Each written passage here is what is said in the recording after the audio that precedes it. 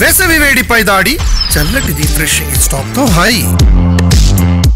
ప్రకాశం జిల్లా ఒంగోలులో టీడీపీ నాయకుడు వీరయ్య చౌదరి హత్య కేసును ఛేదించారు పోలీసులు. వ్యాపార రాజకీయ విభేదాల కారణంగానే మర్డర్ జరిగినట్టు గుర్తించారు. ఈ కేసులో మొత్తం 9 మందిని అరెస్ట్ చేశారు పోలీసులు. పరారీలో ఉన్న మరో 3 నిందితుల కోసం గాలింపు చేపట్టారు. ప్రకాశం జిల్లా అమ్మనబ్రోలు టీడీపీ నాయకుడు ముప్పవరపు వీరయ్య చౌదరి హత్య కేసు విచారణలో పురోగతిని సాధించారు పోలీసులు. ఈ కేసులో మొత్తం 9 మందిని అరెస్ట్ చేశారు. గత నెల 22న ఒంగోలులో అతి కిరాతకంగా వీరయ్య చౌదరిని కత్తులతో పొడిచి చంపారు దుండగులు. మంగమూరు బైపాస్ రోడ్లో తన కార్యాలయంలో ఉన్న వీరయ్య చౌదరిపై గుర్తు తెలియని 4 యువకులు కత్తులతో విచక్షణారహితంగా దాడి చేశారు. వీరయ్య చౌదరి ఛాతీ భాగం మొత్తం కత్తిపోట్లతో నిండిపోయింది. తీవ్రంగా గాయపడిన వీరయ్య చౌదరి అక్కడికక్కడే మరణించారు. రక్తపు మడుగులో పడి ఉన్న వీరయ్య చౌదరిని స్థానికులు చికిత్స కోసం ప్రైవేట్ హాస్పిటల్కు తరలించగా అప్పటికే మరణించినట్లు ధృవీకరించారు వైద్యులు. వీరయ్య చౌదరి హత్య కేసు విచారణను ప్రభుత్వం సీరియస్గా పరిగణించింది. రియల్ ఎస్టేట్, మద్యం వ్యాపారాలు వీరయ్య చౌదరి చేసేవారు.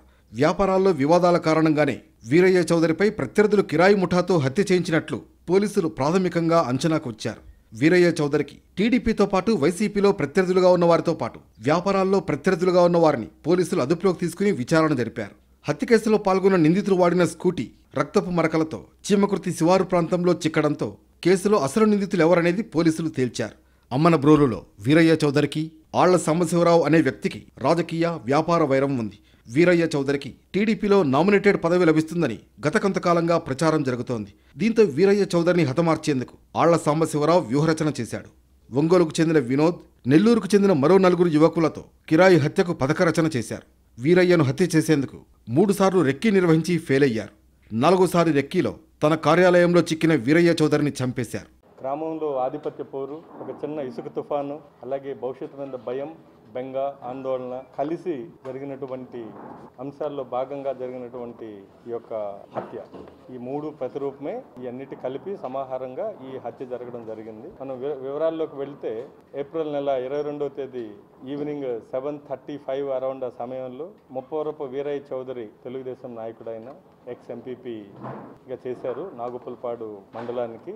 ఆయన ఆఫీసులో ఉండగా 4 వ్యక్తులు అతని ఆఫీసులోకి 2వ ఫ్లోర్లో ఉన్నటువంటి ఆఫీసులోకి జొరబడి అక్కడ ఉన్న వాళ్ళని బెదిరించి ఆయన్ని దారుణంగా దాదాపు 50 కత్తిపోట్లతో పొడిచి చంపి పరారయ్యారు. ఆ ఇన్ఫర్మేషన్ మనకు రావడంతో ఇమ్మీడియట్లీ నేను మా టీం అందరం కూడా ఆ స్పాట్కి వెళ్ళడం జరిగింది. ఒక 10 మినిట్స్లో అప్పటికే వీరయ్య చౌదరిని షిఫ్ట్ చేయడం, ఆయన హాస్పిటల్కి తీసుకెళ్లే దారిలో చనిపోవడం, దాదాపు 50 కత్తిపోట్లకు గురైనటువంటి సందర్భంలో ఆయన మరణించడం జరిగింది. రాజకీయంగా వీరయ్య చౌదరి ఎదుగుదలతో పాటు వ్యాపారాల్లో ప్రత్యర్థిగా మారడంతో వీరయ్య చౌదరిని హత్య చేసినట్లు నిర్ధారించారు పోలీసులు.